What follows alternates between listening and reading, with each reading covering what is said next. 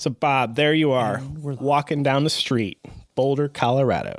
You look to your left, a little bit up elevated, you see a camera. You look to your right, another camera.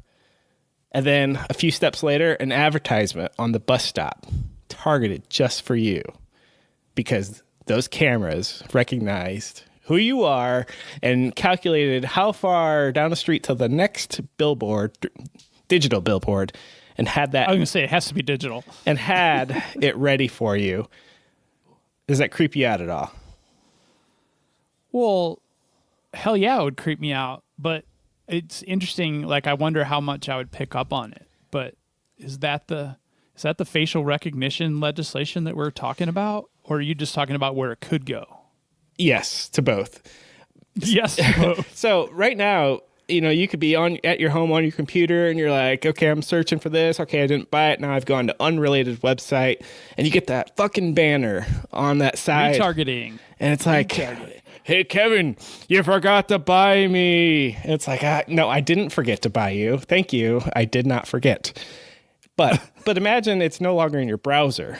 Imagine it's now in a billboard in public. Because isn't it weird if you're like, pick something embarrassing, like nose hair remover or something, something. Oh, I was going right for erectile dysfunction. Well, I was going to go for some sort of sex toy, but I couldn't think of anything off the top of my head. But anyway, imagine you're walking up to the bus stop and now all of your inner like things that's on your shopping list start showing up and everyone can see them, right? Wouldn't that be weird?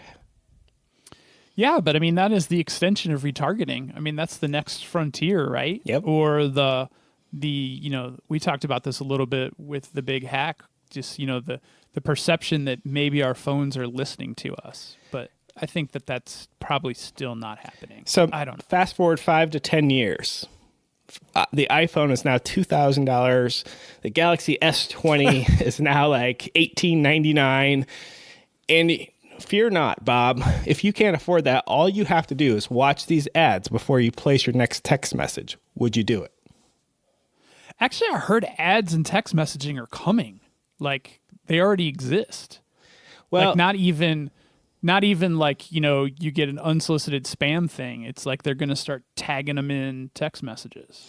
Well, I guess what I'm saying is, we have the ubiquitous lock screen, but in order to unlock your phone, Bob, unless it's for 911. Oh, you're saying to pay to play. Yeah, the phone's free, but I wouldn't.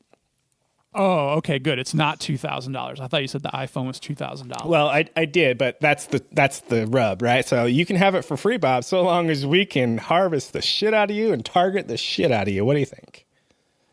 Well, no, that's part of that 5-star rating Black Mirror episode. Those phones are all made by the same company, or they're at least running the same operating system, which has the desktop equivalent, which has the advertising, the entertainment, version as well. So yeah, we're definitely on that collision course without a doubt. So I saw some headlines and I can't find it. So I'll just paraphrase. That would probably get me out of the cell phone gig if that started to happen, honestly. Well, you know how you always constantly say, hey, patch this because of vulnerability X and whatever. Well, I saw an article recently that a lot of Android phones, we're talking like hundreds of millions of them, come with malware pre-installed. Exactly. So it's a supply chain thing. So, they're all worried about all these third party like Google Play and iOS store, stuff, but they're not even looking, or at least the Android world, they're not even vetting the bloatware. I guess we used to call it bloatware on Windows. Here you go, here's your phones, and oh, by the way, your phone's already compromised, because most people think, hey, brand new phone, it's clean, it's safe, it's secure, right? But that whole bloatware thing is a pay-to-play thing too, right? So that subsidized some of the manufacturing and distribution by, hi, I'm shitty app company ABC, and I would love to be on 80 million, Android devices. I will pay you $1 per device to offset your costs. That's how that works, right? That's how bloatware exists, right? Yes. And so if you look at some of the headlines, the global economy seems to be headed towards some sort of recession. The U.S. may be showing signs that we may as well. Don't know, speculative. But what if, Dude, it's all propped up on like studio props and like special effects. This thing's gonna crash. well, it's cyclical, right? You can't expect an economy to always stay hot. It's got to cool off. But where I'm going with that is eventually this whole advertising subsidized with your privacy, your data, and all that bubble's going to burst, I would think. And then one day in the future, somebody's going to say, what if we had a phone that all it does is make phone calls? What if? No advertising and no nothing. I don't think we'll ever go back to that, because I think that sustainability model that you say is that bubble that's going to burst, it's still a sustainability model. I think what's going to happen, and we've talked about this many times before, it may burst, but when a bubble bursts, it just makes a bunch of tiny bubbles, and then the right chemical, or not the right chemical, but the right chemistry can come along and bundle all those back together and make another big bubble. Well, we're seeing that. And that's where you get Black Mirror. We're seeing that in the streaming world, right? So we go from appointment television, DirecTV, cable to, hey, let's have these a la carte channels. And now there's a proliferation of all these a la cartes. We've got Netflix, we've got HBO, we've got CBS, we've got Sling, we've got, oh my gosh, everybody's got their own app, yada, yada, yada. But we just now... And it's worse than cable now. Yeah, now, the Scott Hanselman joke is wouldn't it be great if we bundled these all together and you could get a discount for having, blah, blah, blah, basically going back in time. So technology is very cyclical. It's shaking my head on this whole data, phone. At some point, it's going to get so weird that I just think we're going to need to hit reset on the whole thing. I don't know what that is, but we just need to hit reset. Well, right. That's when we get to dystopian. So we'll get up to this weird sci-fi reality, and then we'll go to dystopia. So you sent me this article from Facebook. Well, not from Facebook, but it's about how facial recognition became the most feared technology in the U.S. What's the synopsis, Bob? So basically, the synopsis is that small governments, state governments, what I'm talking about in the U.S. here, are on a bipartisan level legislating against facial recognition as it relates to law enforcement. Yeah, you want to talk. So obviously, they're not trying to keep you from using, like, they're not trying to talk Apple from not having Face ID to unlock phones, because those are opt-in, opt-outs. But they're talking about how governments using facial recognition to basically almost like, it's funny because you started talking about the advertising. That's where I thought you were going with I thought you were going to this article with the facial recognition. I was, but we kind of floated away. Gotcha. A segue gone bad. Yeah, damn it. But yeah, so it's interesting that in one of the quotes in this article is about how legislation, and I think it actually said, maybe in parentheses, for the first time ever, is trying to get out in front of technology, which is funny that they say that, because when you read the rest of the article, they're actually not out in front of technology, because apparently a few years ago, Orlando, Florida, they were piloting Amazon's facial recognition software called Recognition with a K, so hip and trendy. Exactly. And basically, they kind of said they were going to do it on a couple cameras downtown, but they said that they were tracking only their officers, like a beta test, to be able to track and identify their own officers. They lied, and it kind of got out that they were using it as a tool, and the public rebelled against it. And that's kind of where that all started. Speaking of speaking of lying and Facebook, I saw another headline that came out yesterday, the day before, I don't know, it was sometime this week. Facebook admitted to taking your Facebook Messenger audio, not you, but somebody's audio, transcribing it and doing something with it. But don't worry, because they said, much like Google and Amazon, we've stopped the practice. It's kind of like, yeah, but they were doing it too, so it's not as bad as if we did it because we got caught, right? Well, the funny thing is the uproar in this circumstance is using humans to transcribe it. Apparently, none of them have ceased using AI to transcribe, and everyone is apparently okay with that. But as soon as you have humans transcribing, that's where the issue comes in. That's one of the things that struck me as odd in that article. Yeah, well, did you get that out of there too? Yeah, I mean, I think we know, or at least I'll posit that AI will never be as good as humans. So Hey. Hey. Who was? Showbot. Hey, Showbot. How's it going? Hey. Oh, wow. Hey, buddy. Where you been? Hi. Well, oh, wow. I don't know. Maybe he's just listening from somewhere. It's kind of like weird because, we got Alexa listening. Maybe Showbot's just listening. So, okay. Well, anyway. Damn, so, that kind of creeped me out for a second. Oh, sorry about that. I mean, I'm not sorry. Showbot should be sorry about that. I don't think Showbot has learned remorse yet. Probably not. Just like we were talking on the great AI debate, how do you teach AI like those human emotions? It's a bit difficult. Oh, that reminds me. Last night I fell asleep, so I need to watch it some more. I was watching Ex Machina. So, was this your first time watching it? Yeah, but I haven't finished. So don't. How did you fall asleep during that movie? That's not slow. Because I have children, and I started watching at like 11 p.m. and I'm old. There. That's how far did you get? About halfway. Oh man. It was good so far, but I was just like sleepy dog, and I'm like, okay, I'm out. So I'll have to finish it tonight.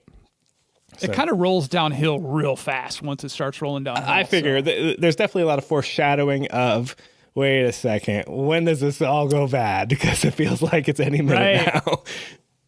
But the interesting thing, okay, we can talk about it next week after you watch it, about the foreshadowing. So okay, all right. We'll put a pin in that for next week, as our good friend Pete would say. We'll put a pin in that. That's right. Finger down on the table. So next topic. So the U.S. Navy announced that they're moving away from touchscreens on their I saw boats. that one, but I didn't read it. So what was that one all about? So a few months or a year ago, there was several collisions, right, between Navy boats and shipping. Right. Well, on one of them, the NTSB concluded that the user interface was partly to blame. So to paint a picture for everyone, think of brand new, high tech, state of the art Navy destroyer or whatever it was. It has touchscreens. You have an iPad running this shit. What could go wrong? It's very Star Trek, actually. Right? Like a Tesla. Yeah. What could go wrong? And so part of the problem is they couldn't just, they knew there was trouble, but something to do with the user interface was so complicated and they couldn't figure it out basically within a short amount of time. So the fixed action will be to go back to a more analog, it's still like fly-by-wire where it's, it's still digital, but it's a dedicated control that says, hey, if I turn this wheel left, the boat turns left, not go into, click on the thing, oh, the menu closed, click on it again, click to the next menu, oh, the menu closed again because I moved my finger too far. Damn it, boom, you hit the ship. Now, I don't mean So it goes from Star Trek to steampunk. Is that what we're seeing? Yeah, kind of. And I don't mean to trivialize. I mean, sailors died. So, obviously we can get to a point where, I mean, you remember the BlackBerry where he had a full QWERTY keyboard on that thing, and that was amazing. And that's the dumbest phone ever made. Oh, well, BlackBerry was the top of the hill in 2010, 2011, 2012. And then that touchscreen only interface just blew the doors off it, right? It's just so funny, though. I always this is my bad tech, like, social bias. Every person I ever saw with a BlackBerry just totally looked like a douche to me. Well, I was one of those guys. I'm sorry. I had one too, Not but sorry.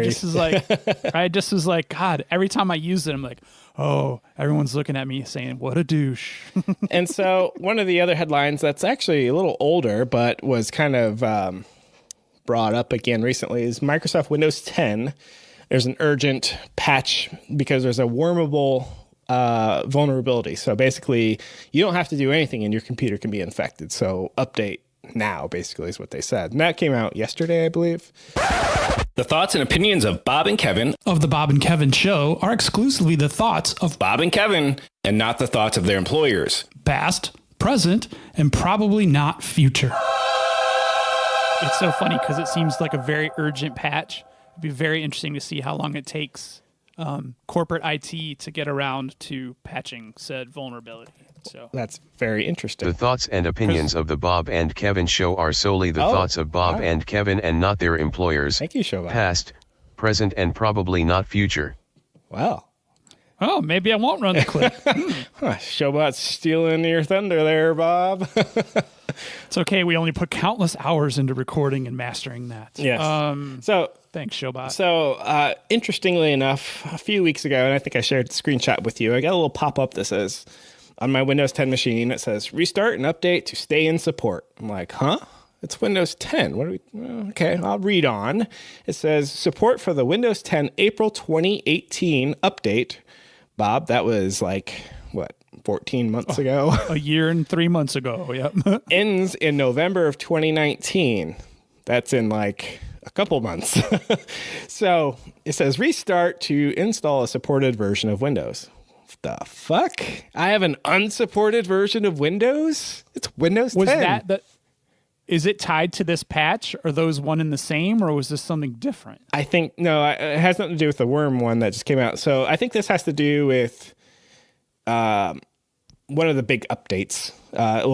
Let's see, the April 2018 update. But it's interesting, right? Because XP and all those old ones and Windows 7 and Vista, they all kind of like had end of life as a product.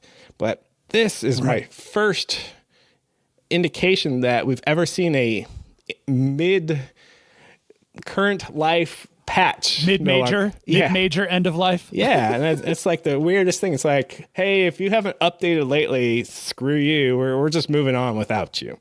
And I get where they're coming from, but man, it's just, I don't know. It kind of hurts. That is odd, and maybe that's an indicator that it's going to be Windows 10 forever. Kind of like OS 10 or OS X if you're a non-actual Mac user. Well, then they just switched to animal names, didn't they? Well, they did animal names. Now we're on mountain names. Oh, see, I'm so out of touch with the Mac world. Well, I think the Mac world is in one of those bubbles you spoke of earlier, and they're having a great time over there. So there's a couple big ones that I can think of: them, Amazon, Microsoft, Google, Facebook. You know hey, what? Did you know there's a Twitter office in Boulder? Did you know that? No, but I think there's a Slack office too thereabouts, unless they've moved. So well, Jack Dorsey is a former Boulderite, so that's why he has an office here. I'm not at all surprised. I think they intended it to be up to 200 employees. I have no idea where it is right now. I don't think it's anywhere near 200, but they apparently have a pretty sweet little pad right downtown. I'm gonna try to get a guest pass. Okay. You know what we should probably do? You are listening to the Bob and Kevin Show with Bob Beattybar And Kevin Gishesky. Each week we cover relevant tech and social issues related to technology. Our website is bobandkevin.show. And our episodes can be found virtually on any podcast network. Be sure to follow us on Twitter, Instagram, and Facebook. Just search for Bob and Kevin Show.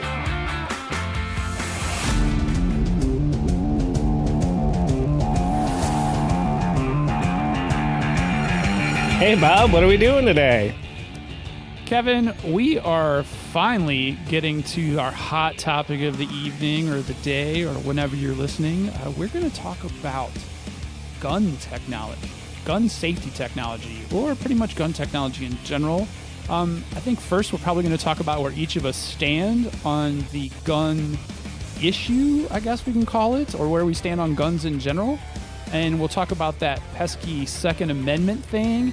And then, is gun technology actually something that can fix our problem with, or recurring problem with mass shootings? So I think we got a lot to cover here in the next 40-ish plus minutes. So I'm Bob from the Bob and Kevin Show, and that other guy is... I'm Kevin from the Bob and Kevin Show.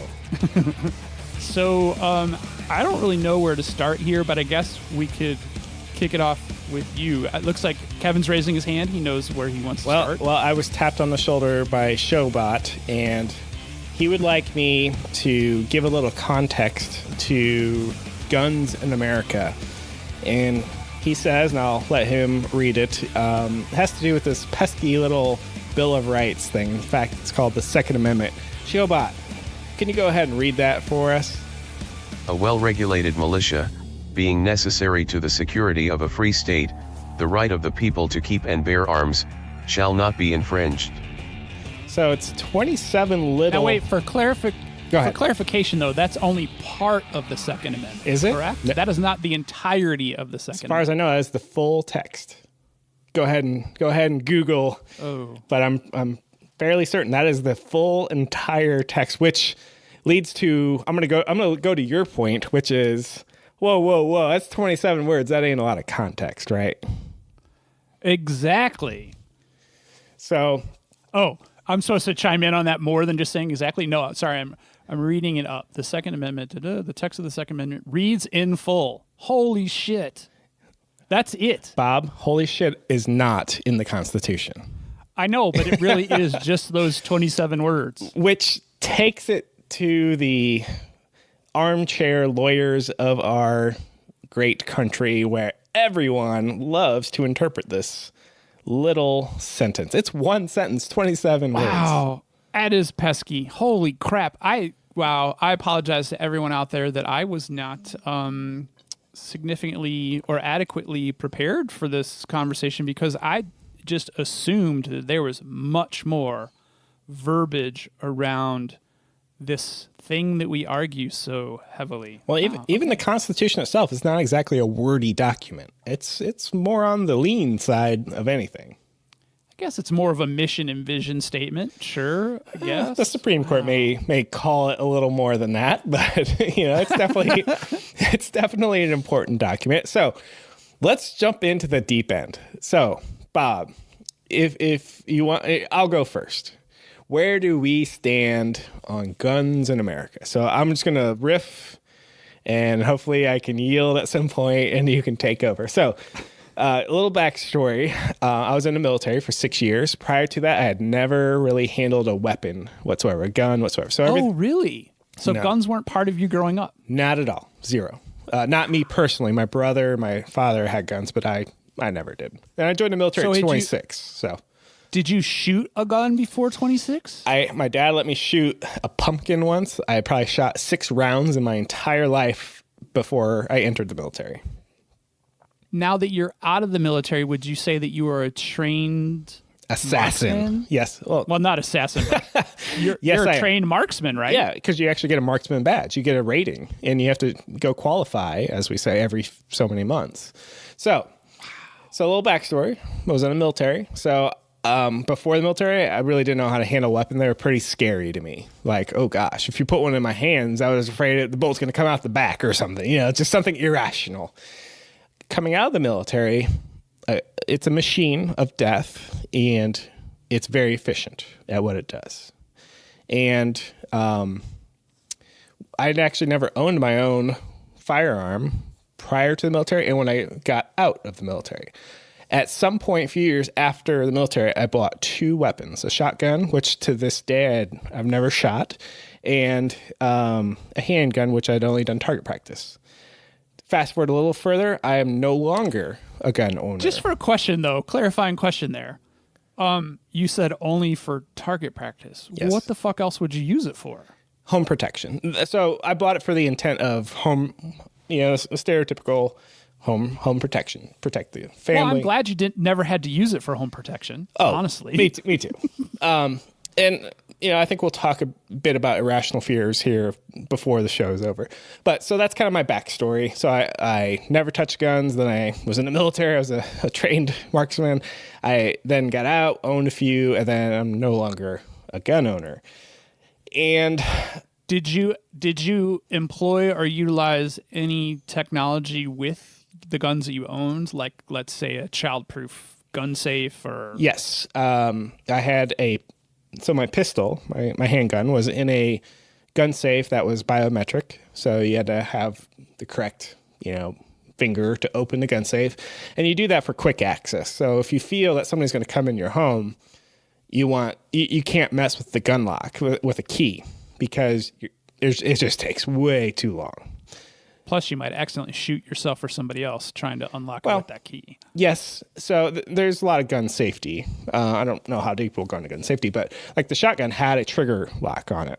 So, but somebody comes in, here's the rationale that most people have who are gun people, air quotes. Your handgun is what you use until you can get to the long gun, which is your shotgun, or in a lot of people's cases, their assault rifle. So in the military, a lot of times you had a handgun and an assault rifle. Your primary weapon it's reversed. Your primary weapon is your assault rifle. If you're using your handgun, something has gone wrong with your the guy's way too close. The guy's way too close, or it's jammed, or you're out of rounds, or who knows what. It's your. Can I ask? Yeah. Can I ask another clarifying question? Yes. You quickly utilize the term assault weapon or assault rifle. What did you say? Either one. To me, they're synonyms. So is that something that was common nomenclature for you in the military, or I'm really not trying to set you up for anything. That's also a very hot debate right now. Is that no, it's not an assault rifle. Assault rifles are fully automatic. I've got opinions. So let's just go through each one. In the military, you don't call it an assault rifle. You call it your M4 or your whatever, or really you just call it your weapon. You don't even call it by nomenclature. It's your weapon. And if it's a handgun, it's your sidearm. As a private citizen, were you able to own the same kind of weapon that you utilized in the military? No, for one reason. Okay. The lower receiver. So an assault rifle like an M4, which the civilian version is the AR-15. The military version, the lower receiver allows for burst mode. That means I can switch it from safe to semi, which is a lot of people don't understand the term semi-automatic. A lot of times you see that in the headlines like, it was a semi-automatic. Almost all guns are semi-automatic. It means one bullet at a time. That's all that means. Pull the trigger, one bullet. Exactly. A bullet comes out, yes. That's all that means. So a lot of people get wrapped around the wheel. Oh, it has the word automatic in it. Well, it's just one bullet per squeeze. Now, if you kept sliding one more position past that, you get to burst. So it shoots about 2 to 3 bullets per squeeze at that point, which makes that non-civilian use at that point. So if right, because those are still illegal, right? Yes. The burst mode, the fully automatic. Well, M4s are not fully automatic. They only go to burst. Back in Vietnam, the M16 had a fully automatic setting on it. The trouble with that is in Vietnam, when you put on full automatic, you run out of bullets very quick. So it's actually better. So the pro tip is almost you never use burst either. If you're using burst, something else has gone wrong. That means the zombies are within arm's reach. Okay. So most of the time, all you ever want is semi, which is available in civilian, because you want them rounds to count. You want to put those rounds. You don't just want to spray and pray. It's not Arnold Schwarzenegger shooting from the hip or Rambo shooting from the hip. That's not realistic. Realistic is you put that up to your shoulder. You put your head down, look down the sights. You pull off one round. But you know what? You can pull that trigger really fast, and you can get really accurate with just in semi-auto.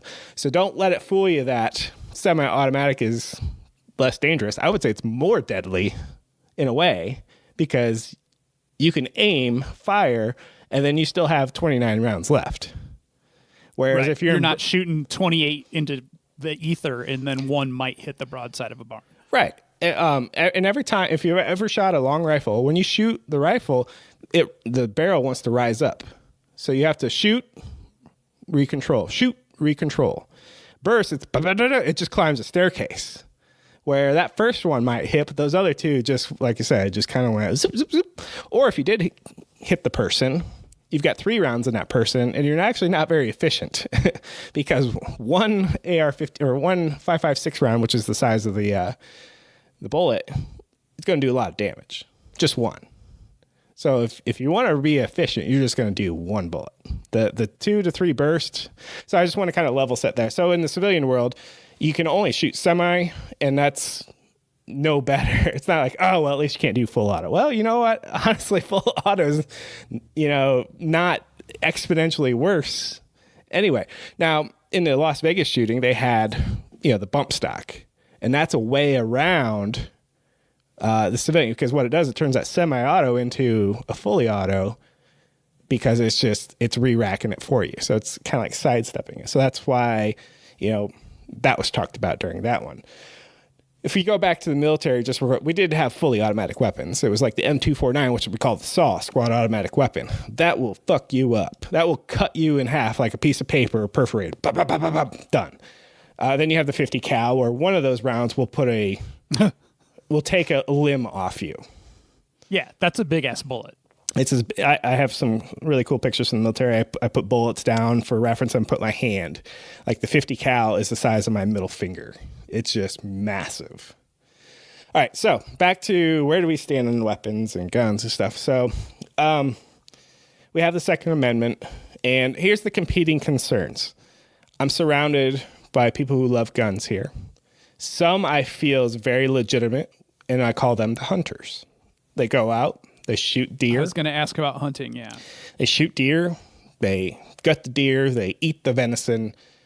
Those types of people, and my family, my in-laws are these types. I think they should be allowed to do that. I really do. Do they hunt with ARs or do they hunt with shotguns? They hunt with 30-06, I think, rounds. Big ass fucking bullet. A hunting rifle. An AR-15. Right, but it's it is an AR-15? No. Okay. I'm gonna give you what you want me to say, which is I do not believe an AR-15 is a hunting rifle at all. It is a killing machine of humans. Period. But have you read the propaganda about the AR-15 as a hunting rifle? You mean like it's the hunting rifle of choice because it's so light and versatile? Like Sean Hannity, who I've listened to him spew that, knowing full well that he's getting money from the people who make them. Well, so, right, but it's also the talking point of every hunter who wants to champion 2A rights, the Second Amendment. So I'm just curious if you had firsthand experience with your relatives if they had a love of the AR for hunting. But they're more traditionalists, it sounds like. Everyone, except for, I won't name names. Yeah, and don't name names. I'm not. But everyone that I have close contact with who is a gun owner, I would consider very responsible and very, just responsible about it. However, I 100% believe that an AR-15 is a dick size contest. Look at this cool thing. I could have been in the Army. I could have been a SWAT team member. But you know what, motherfucker? You didn't have the balls to go do it. So how about the guys that open carry their ARs? Like, that walk into a Walmart and have it strapped over their back and they're carrying it for personal protection. I think it is. I honestly feel if you take a gun with you, you're looking for a reason to use it. And I do not like somebody who open carries, especially a rifle. I've seen people open carry pistols here, and it makes me uncomfortable. Very uncomfortable. Yeah. I'm just not happy about that. An assault rifle help me. When I was in Iraq, we had a real hard time telling civilians from insurgents. Why? Because they don't wear uniforms. They look the same. You have civilians with guns. You have bad guys with guns. So when a, air quotes, vigilante, a good guy with an AR-15 walks in somewhere, how does a police officer supposed to know that, oh, you're one of the good ones? I mean, what separates the good ones from the bad ones? Like, it does seem to complicate things, I would think. Absolutely. And imagine you're this vigilante. Oh, I see something bad happening. I'm going to pull my rifle up and shoot that guy. Well, you know what? That context probably will be gone the instant the cop shows up on scene and just sees you shooting somebody else, not knowing that the other person was the belligerent and you're the white knight. So I don't like the situation at all because there's a lot of bystanders. I also feel like there's lots of situations, especially as of late, where good guys with a gun would have had an opportunity to spray some bullets, to help bring the situation calm, because that's what they say they do. we're talking about, at least three incidences over the course of the last 2 weeks. And not one of those had an incident of a civilian good guy with a gun even shooting around. So where are these good guys? I think it goes back to there's a little bit of a wannabe in people. If you want to be a hero, go be a cop. If you want to do all the cool shit that the black ops do, go do black ops. Don't pretend. Quit being a pretender, a poser. That's what I think they are. My dad always raised me with the idea that if you're going to possess a weapon for personal protection, you have to be prepared to take someone's life with that weapon. You have to be prepared to use it. If you're not, it's a liability. It's not a deterrent. It's not a help. It's a liability. So to kind of get to my background, and then we can get into the tech part of it. So I did grow up around guns. Like my father always had guns. They were always locked up. My grandparents on my mom's side, they always had guns. I don't even know if those were necessarily always locked up. I remember shooting a shotgun at a very young age because my mom's folks lived in the country. So we had the space and the freedom to explore such things, and always was with a responsible adult teaching me the gun safety aspect of it. And honestly, for me personally, I'm terrified by it, but there's part of me that really enjoys sport shooting. So as I got older, I had friends who had handguns and things like that. So it was always interesting to fire different types of weapons to see how they behaved, to see how I could control them, see if I could be on target versus off target based on the caliber of the gun, whatever. So I've always been around them, but my personal stance is that unless, much like you, honestly, unless you're hunting and you're eating the kill, or if you're just 100% sports shooting and your gun actually lives at the range because that's the only place where you use it and it stays locked up there, I'm 110% for that. And in a large environment like that, especially at the range, they've probably got the safety measures in place to make sure that your gun is under lock and key and only you can get to it. And you don't even need the biometric shit because you're not going there to protect yourself unless you're Chris Kyle. Isn't that where Chris Kyle got killed? Did he get killed at the range? He did. Yep. Yeah. But that's not a very common occurrence. So here's, because a lot of people have asked, and there's a lot of believers on the polar opposites. Guns are 100% bad, get rid of them. And then there's guns are my right, my constitution. It's my right. So, but it's probably safe to say that neither one of us are in either one of those extremes. We think that there is a place for guns in our society for hunting and target shooting. And I think that probably takes us to the technological aspect of, can technology help fix the perceived problem that we have in today's society? Yeah. Can it? We're going to come back around. So let's just start with the concept of, is it possible to have a, air quote, very 2019 word, a smart gun? Oh, it's all over the internet right now. But there's It's an problems easy with it, search. right? Well, there's tons of problems with it. First of all, there is smart gun technology that exists out there. But it's basically blackballed from the gun manufacturing world. And I think a lot of that boils down to a case in New Jersey that happened in 2002, I believe. So there's a case in New Jersey where New Jersey enacted a law that said if any gun store in New Jersey introduced smart gun technology, then all stores in New Jersey would be required to carry smart gun technology in their stores. Didn't have to be the only gun, I think. It just they had to make sure that it was available, right? So something to that effect. But I think the only smart gun available, like on the market, is in Germany. And last time I checked, I can't have one shipped here, right, through customs. Well, right, because of that law, gun manufacturers. In fact, one of the domestic gun manufacturers, and I can't remember which one it was. Gosh darn it, said that they were going to start carrying it, and the Second Amendment NRA folks boycotted them, and the boycott actually worked. It hurt them. And so all other gun manufacturers shied away from the idea of that because they didn't want to lose their customer base.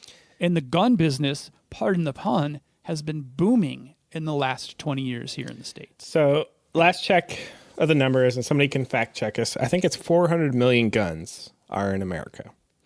That's pretty funny because I think it was 350 like a couple months ago. And so when we talk about smart guns, I think there's basically two things. And now we're not talking about like forensic, does the pin stamp the shell casing so we know who done it? No, we're talking about things like RFID and fingerprints, right? So yeah, biometric and RFID. RFID is proximity, right? Yeah, so let's start with fingerprint because I don't like fingerprint as much. Basically, you put the fingerprint on there and it unlocks the gun in some way. But RFID I thought was way more practical because you can wear a watch or a ring, and as long as it's within, say, 10 inches, the gun will activate and fire. So in one of the texts I read about it was a quarter of a second, so 0.25 of a second. It would send the signal to the ring and back and say, granted, and you could start firing. And so that helps if Timmy steals dad's gun, right, and then takes it to school. The gun's inert, essentially, right? Right. To go ahead and illustrate what the major problem is with that in today's current environment. Well, the problem, I think, with that is if you go buy a gun legally and it has all these safety things on it, it doesn't solve anything, right? Right. And a large majority of our recent mass shootings have been conducted with legally purchased weapons. Right. So that person would have the finger to unlock the gun and still do the damage. Kind of like spying. You can go through all these security checks. You can go through all these barbed wire, cipher locks, passwords. But if somebody who has access wants to do harm, all that is meaningless, right? Right. And that's actually a very popular argument for people who are pro-Second Amendment. They say it's not the guns, it's the people. And if the guns were all taken away, well, first they have two major arguments. If the guns were taken away, only bad guys would have guns. And then the other one is if they took all the guns away, people would just use bombs or knives. So yes, you could make a bomb and do the same kind of mass damage. I don't care what anybody says. The standard answer is like when I say you can't do that damage with a knife, they say, what about that guy in Japan who killed 30 people in 5 minutes with his, steak knife? It probably was a large knife, but still, that happened once. There was not three times in a week. There was a knife wielder. I can't remember if he was in Australia or England. It was this week. He killed one person. He was in the middle of the street. He was a young person, and a mob of people stopped him because he couldn't get to them all.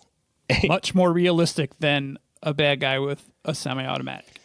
So the things you mentioned, that if we take all away the guns, if you outlaw, I think, as I say, if you outlaw guns, only the outlaws will have guns is right. The main one. To be honest, that kind of resonates with me a bit because bad guys don't follow the laws. Please. Bad guys don't follow the law. But so I used to live on the other side of the border from Kevin in Chicago. And people have called Chicago is affectionately, and I'm doing affectionately air quotes, been called Chirac, the murder capital of the U.S., the murder capital of the world, if you will. And what happens there is that that's a poster child city for pro Second Amendment people because they say they only use illegal guns in Chicago. Well, guess where a majority of those illegal guns come from in Chicago? They come from legal purchases in the good old state of Indiana. I believe it. just in Gary, right, in that area. Yep. Or any. It's a known trade and traffic from that state because those guns can go missing, and then they just show up in Chicago. So there's no accountability, right? Correct. And that's a legal issue. That's not a tech issue. But although it could be a tech issue, because one of the things that they always bitch about is that it's impossible to synchronize all these databases. Right. I'm totally calling bullshit on that. There should be a national database. Done. So easy to implement. Indulge me and the listeners. What is the Chicago/Illinois gun? Are you allowed to have a gun in Chicago or Illinois? Oh no, Illinois has I think the absolute toughest gun laws in the great United States of America. And Chicago is apparently the toughest in Illinois. So that's part of their argument that laws don't fix it. So would you agree that even having a ton of gun laws, and I'm not trying to paint in a box, I'm just looking at this as rationally as I can. Even with bans and whatnot, it doesn't stop people. No, I think that there's a very valid argument that the way that our laws are structured, there's no way that you can take one small country, unless you put a wall around it. Let's say we put a wall around Illinois, and Illinois still had the toughest gun laws on the continent of the United States, the nation of Illinois. They would have to keep everything out. They would have to restrict trade. They would have to they'd basically have to isolate themselves to make that a reality. And they would have to go take guns. They would have to take them away from the bad guys and the good guys, unfortunately, to get it all sorted out. So that's not a realistic situation. So yeah, the laws aren't going to fix it. So Showbot's got something here. Is it a right or a privilege? Oh, you mean the Second Amendment? Yeah, Showbot. So is the Second Amendment, we know it's a right, but what I really feel like we should do is treat it more like a driver's license. You need to earn the privilege to own a weapon and not just be blessed into being able to own a gun.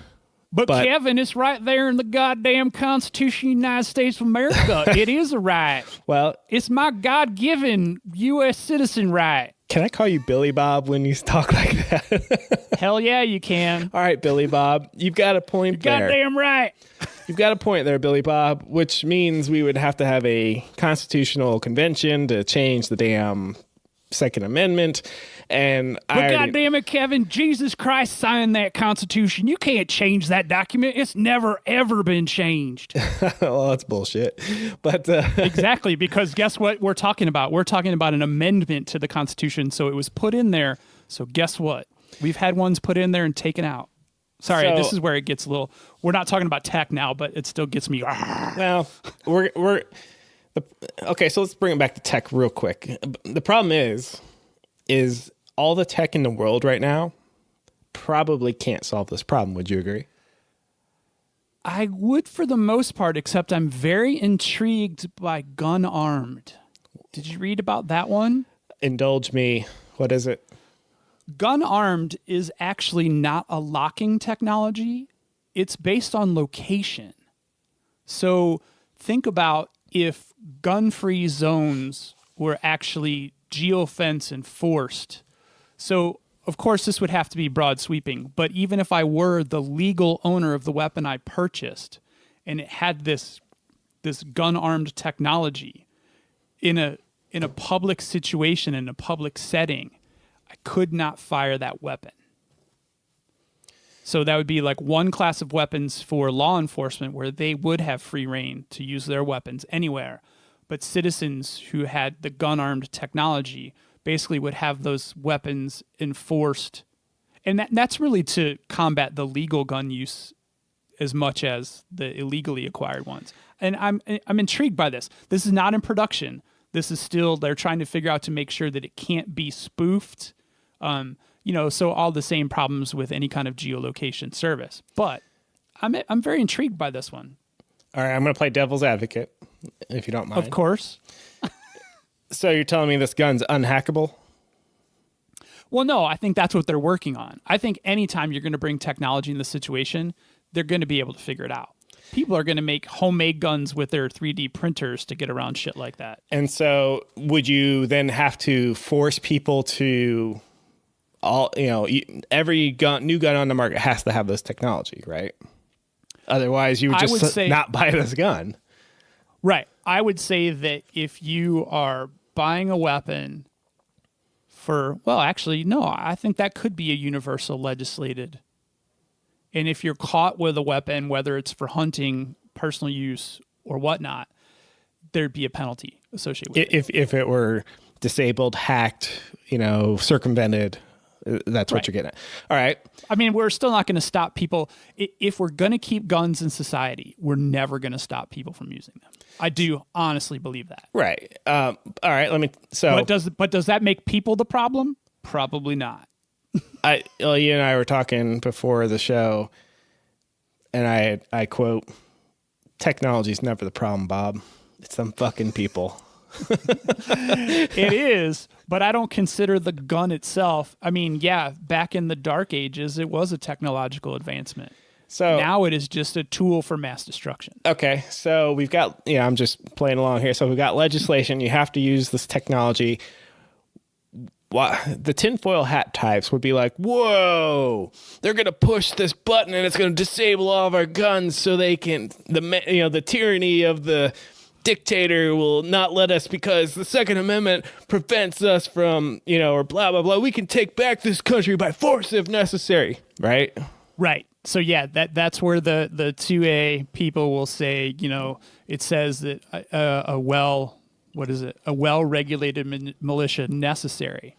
But I think the counter argument to that is in today's world, that well-regulated militia probably needs to have anti-aircraft guns. It probably needs to have, surface-to-air missiles. I mean, if the United States government wanted to take over any large group of people, let's not even say small, if they're armed, guess who's going to win? The U.S. government, because they have tanks. They have, they got shit. You were in there. You know what they got. Yeah, but technically the federal military cannot be used to be deployed against their own population. Only the National Guard can. Well, sure, but they've got the same toys. But that would be a good argument against if that's the case. Why do we need it? Well, yeah, we sent most of our our National Guard people were some of the first deployed after we were overly extended in our first engagements. So so just to recap, we're going to have technology where it prevents, has some sort of safety mechanism in it, where it'll make it illegal to tamper with it. But there's one problem, and you and I run into this in our day jobs, and we call it legacy code. Except I'm going to call it legacy guns. Guns that don't have this technology built in, Bob. What do you do about them? What did I say? 400 million guns?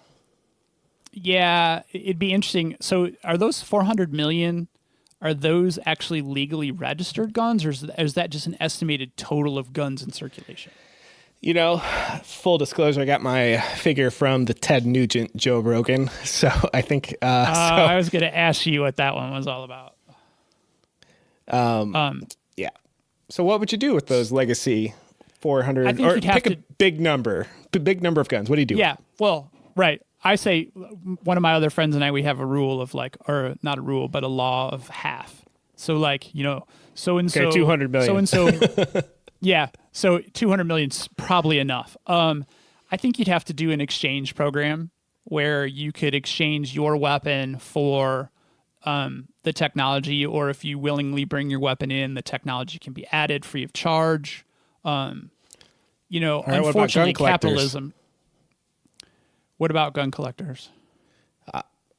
I have 300 guns, and they're works of art, and you can pull them from my cold, dead hands. Well, you'd probably still want this to be able to be ad hoc'd on, I don't know. God damn it. We're definitely not solving this one. All right. I think we can agree on that one. And so to the people who don't live in America, a lot of the themes are like, you guys are fucking crazy over there. Everyone can have a gun. I'm like, yeah, but you just get kind of used to it. You're just kind of like, yeah, anyone could be packing, so. Yeah, but we have so many friends who live in so many different parts of the world where the gun thing is just not their reality, and they're just fine. Their government's not taking them over. So I have no delusion that I'm going to be a part of a rebellion against the U.S. government. So to me, that I always laugh at that one. We need to have these just in case. Okay, all right, calm down. No, we don't. I would ban assault rifles. I'm not getting in any part of that pack. Yeah. Would you ban assault rifles immediately if you were president? Yeah. Me too. Blink of an eye. That would be an executive order day one. Banned. I don't know if you can take them from people who already have them, but anything not sold, banned right now. Of course. If you're legally registered gun owner of one of those and you don't, you'll be subject to penalty of law. Yeah, you can keep your handgun, you can keep your shotgun, but nope, they're done. I would too, and I think you would have a lot of law enforcement conflicted, because every now and then, there's some law and some sheriff in some town like, I refuse to comply with this unconscionable law from wherever. I'm like, oh, Jesus. It's like nobody wants to follow the rules unless it's in their interest. It's like, well, you're the law. Oh, yeah, everything. Yeah. It's always in your best interest, where we need to be a nation where it's in everyone's best interest. Or a large population's best interest. I was bugging you today. I'm like, hey, I'm listening to the Ted Nugent, Joe Rogan today. And coming into this podcast, I'm like, Ted Nugent. I know two things about Ted Nugent. He was a rocker in the 70s. And he has Wango's a tango. And he's like the poster child for the NRA, if I'm not mistaken. Is that correct? I think he's had godlike status and then fallen from favor, I think more than once or twice. But I think he's in the good graces right now.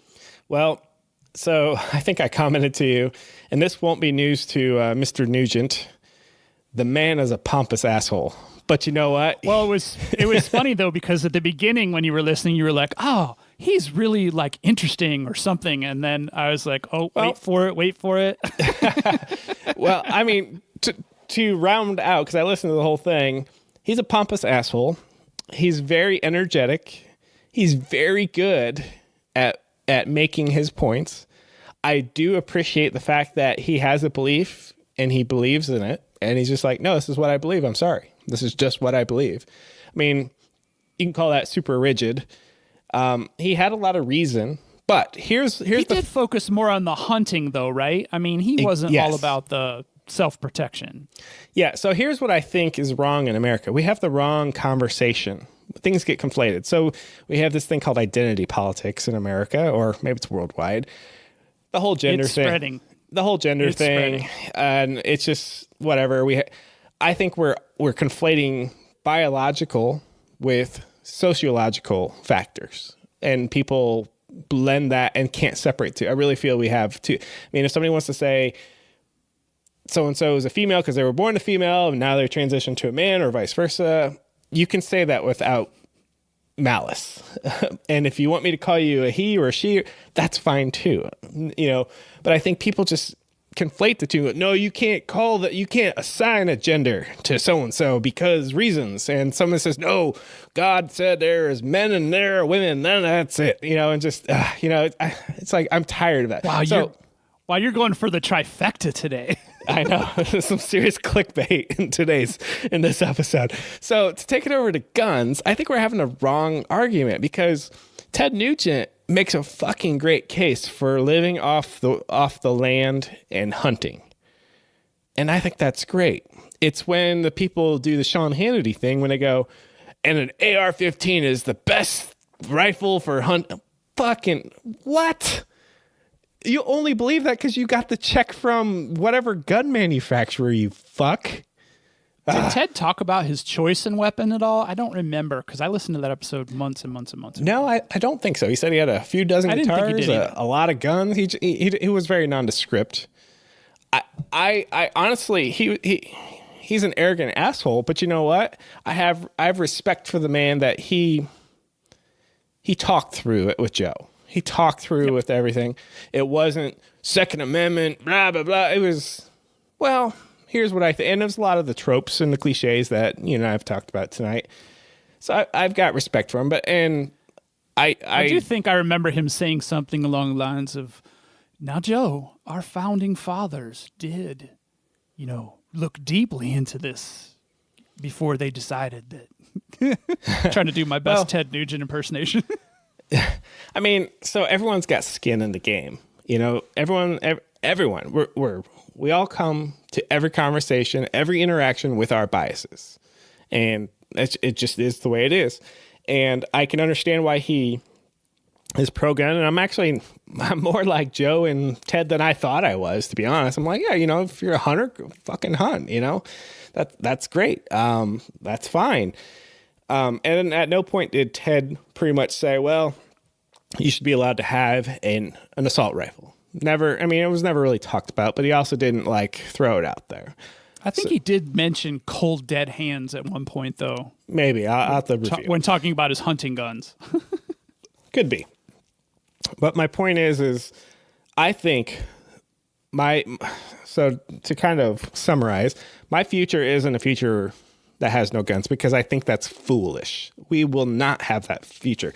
So to take we can't get to zero. No, there's no way. To take your opinion from last week, you're like, well, they've got our data. Fucking let's just let it. Well, there's guns out there. Go ahead. Oh, look at that. Well, hey, when it comes to guns, good luck trying to get those back from anyone. And in fact, I don't think we should even try. Well, but I can even say that much like I say that data is the new oil, data's been the new ammunition for a long time. So, I mean, they're very similar.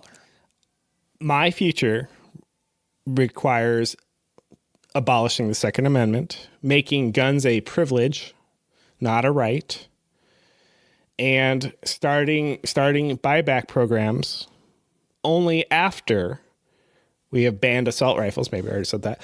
And then, where basically you can buy hunting rifles and they need to be bolt action and, things like that. No 100-round magazine bullshit, Side note real quick on headlines. A lot of times they say, and so-and-so had 100 rounds on him. Real quick. Have you ever bought a box of bullets, Bob? Yeah, they come in boxes of 100, don't they? They come in boxes of like 250. That's like one. Yeah. That's a half a box. Now, 22 shells for sure, like, 22 pistol, those are small. So yeah, those are probably at least 200. So sometimes, but that guy was shooting big ass bullets though. Weren't those like 231s or something? Which one? An AR-15 is a small round. It's a 5.56 NATO round, also called a 223. It's actually a very small round. The thing that makes it very deadly is it has a large cartridge, a lot of black powder, so the velocity of it is amazing coming out of it.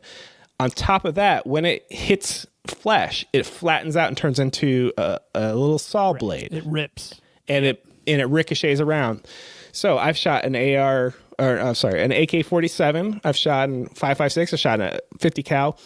If you were to shoot a piece of metal with a AK-47, it will plink off it. It'll go plink. It'll put a hell of a dent in it, but it will not go through it. Depending on the metal. But that same piece of metal, when I was in Iraq, I was shooting 5.56 round, a much smaller round, but it's much higher velocity, goes right through it. So they're not very large bullets, but the velocity of them are amazing. So anyway, what I was going to rant on was the media, and I can't stand seeing these headlines anymore, but I think they focus on the wrong thing. They tend to glorify the shooters. So from a technology perspective, I think even when they say they're not, they're still glorifying the shooters. I know it's crazy. I think they need to start taking the tact of we will not say the killer's name. But that within 10 minutes, it's on headlines and the font on CNN takes up half my fucking screen.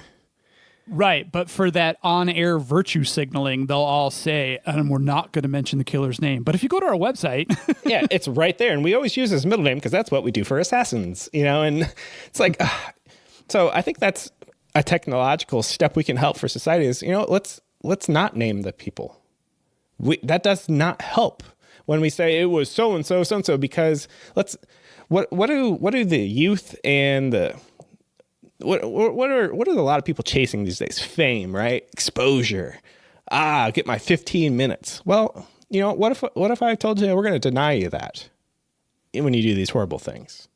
I think that's where the YouTubes and the Facebooks and the Twitters fuck that all up. Right, because everyone wants a view. Hey, but I've got the cell phone footage of the chaos and it's on YouTube within 10 minutes. And here, I got all these likes and retweets. So a lot of the same people who are all about the gun, we got to remove the guns right now. Go round them up. You're being unreasonable. That ain't going to happen. CNN and all the big news outlets quit glorifying these things. Apparently it sells ads. I hate to say it, but apparently it sells because... Well, no, think about it on YouTube too. When you've got all those little like renegade news networks that are doing it, that's all about selling the ads. The more views you get, the more advertisers you're going to get because they don't screen. They're just looking for eyeballs. Yeah. It's a big fucking tech mess, actually. Yeah, I think we're in a world. Here, let's kind of go back. Are these people mentally ill? Clearly. But what are some of the factors that drive them to do these things? I will be famous for a little bit. I will get back, and everyone will see that they shouldn't have fucked with so-and-so. You know? And it's not even suicide by cop anymore. That's the weird thing. Mm-hmm. Because not like, especially in the past couple weeks, what, 1 out of the 3 of them was killed? Yeah. I mean, it's getting more and more common where the shooter actually ends up in custody, which is bizarre. Yeah, no kidding. I think our media outlets, which are technology, Twitter, Facebook, they want to be like, oh, we want you to be able to go live right now, instant. Well, do we? maybe that needs to be on a 10-minute delay. I'm sorry, maybe it does. And you have to earn the right to have instant, because right now on YouTube, if I sign up right now as fake Gmail account, I can go on YouTube and go live right now and broadcast with whatever. I have all the tools to terrorize a society right now. I can go buy a gun. Sounds terrible, but you can do all these things, Right. And what have we done to stop this? Well, we have a Facebook who's actually riddle me this, Batman. If you were to be able to see what the reality of their Facebook is, put yourself in the shoes of that shooter. They've logged into Facebook. Clearly, some influence to them has led them to this decision where they're going to make this horrible act. That goes back to the great hack. They're probably in what do they call those? The persuadables? Those people are probably all in the persuadables group. I would like law enforcement to say, hey, Facebook, show us what you've been showing this motherfucker. Show us that maybe you've helped the hate because you've spreading all this bullshit. Maybe you're part of the problem, Facebook. But you know what? How do you can Facebook even recreate the last year of impressions? No, they probably can't. They should, though. I mean, come on. Like that should be something that should be seriously talked about, because they should be able to look into as part of an investigation, because it could help, just like they're building high resolution avatars on us through their data collection. Law enforcement needs to be able to create a high resolution avatar of that shooter after the fact to find out what motivated that action. Now Facebook, that's a great idea. Facebook will turn over the private messages and Twitter will do it. But that's where I go. Not their feed, I'm sure. Yeah, that's where I go. All right, thanks for all that. But what about the bullshit you've been feeding this dude? What kind of ads you've been showing him? What kind of things do you think this person is into? Have you been showing them propaganda from some group that led to this? And it's convenient that the shooting happened, but you meaning Facebook, oh, well, yeah. Yeah, well, we didn't have anything to do with that. Was it a bot-based group that was designed to, push out all that Cambridge Analytica promoted content with, anonymous traceability? Grr. So, Bob, it's been a few minutes, but I tried to paint a picture of what I think my future looks like if I'm a person who can make a difference politically, socially. What does your future look like? Are you talking like ideal future? Bob, you won the 2020 election. That's a problem to me. You've hired Cambridge. You've hired Cambridge Analytica Part 2 to run your campaign. You are fake news. You've somehow, some way won the election. It's going to be the greatest ever. It's going to be tremendous. So what do you do? Bigly. I won bigly. Well, first of all, I think I'm in alignment with you on a lot of the things. I think legislating away the weapons that really are not needed for hunting or personal protection, limiting the scope of what you can use a weapon for, making it, I think you said remove the Second Amendment. I think it needs to definitely be at minimum revisited, at maximum removed. I like the license, registration, training. I mean, you got to pass a fucking driving test. That's a mass killing machine. Why don't you have to take you should have to be a certified handler of that weapon as well. And it has to be renewed, just like a driver's license. So you can't, when you're young, spry, and very in control of your faculties, it's not a one-time test that you pass forever. It has to be revisited, just like a driver's license. And then I think, really, like we kind of just came to there, is put some responsibility on the shoulders of what our kids are seeing. And we didn't even touch on this, but the whole fucking bullshit with the video games, come on, give me a fucking break. It may desensitize. There's no proof that it does, but it may desensitize. But it's not what's driving kids to go do this stuff. I think it's the instant glorification that you mentioned. It's the likes, it's the clicks. It's the, for a while it was the suicide by cop. We didn't even really talk about suicides as being part of the problem too, but that's also massive when it comes to guns here in the States. So yeah, there's a lot of things. I would, obviously spend some resources on climate control because we want to have a planet here when we get this other shit fixed. But instead of these, never-ending global wars, probably throw some resources at figuring out how to save our kids, really is what it boils down to. So that's great. To bring it back to technology, have you found or gotten any technological angles that you think will help, or is this all just going to be human-based fixes? Well, I think it's got to start with the human-based, because that's got to it's got to unravel this whole fear of smart guns by the gun manufacturers.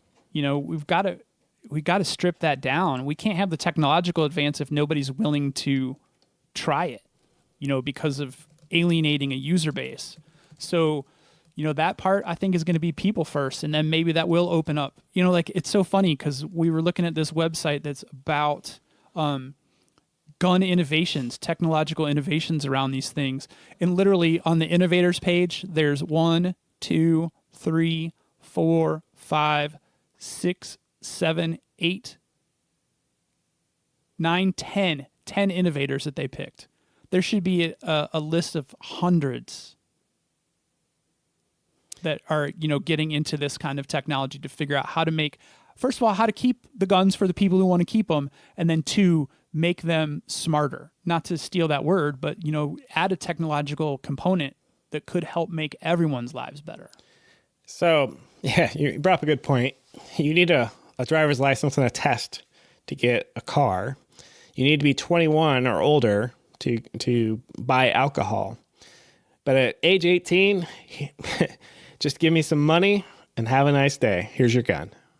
Right? Yeah, and I'm sure that's tied to the fact that at 18 you can go die for your country too. So, it'd be pretty weird if we had people in the military who weren't legally allowed to fire firearms. Well, you could easily have an exception to that and be like, unless you're in the military. I mean, you can be in the military, kill somebody, and not be able to drink a beer. True. And when I was in the military, that was a common gripe. Hey, I can go kill off the war, but I can't fucking drink a beer. Well, yeah, I guess that's the way it is. Yeah. So fun times. I suppose we didn't solve anything, did we? No, we didn't. And I think one of my hopes for this episode is that, even though we touch on some controversial topics, I know that we have, listeners from pretty much all over the globe at this point, just to give some people that aren't right where we are a glimpse of some of the conversations, but also to maybe inform some of our listeners about a little bit who we are too. That was kind of one of my hopes for this episode. Speaking of which, we've been doing pretty well on the listens from our audience. So I want to go ahead and say thank you for listening out there. And definitely, we seem to be picking up listens on like Spotify and Apple and wherever you're listening to us from. We 100% appreciate it. I really like doing this pod with Bob. We really just kind of speak from the heart. 100%. The only ones we're beholden to are our spouses, our family, and then we tend to avoid the landmine known as our work conflicts. So, and since none of my family listens, I'm not beholden to them either. So We hope you all appreciate it. Bob, do you have any final words? You mean other than bringing the lightning? Wait. Bob, we have one more piece of business, and that is... Bring the lightning. Hey, have you ever wondered how you can get in touch with us at the Bob and Kevin Show? Well, first, you can try us via email at comments@bobandkevinshow.com. Or are you more into social? If so, you can find us on Twitter at Bob and Kevin Show. Or on Instagram as Bob Kevin Show. That's Bob, the letter N, Kevin Show. And if you're still on Facebook, you can even find us at facebook.com/Bob and Kevin Show. And for the serious business fans, you can even find us on LinkedIn at linkedin.com/company/the-Bob-Kevin-Show. How's that for a handle? Let's connect.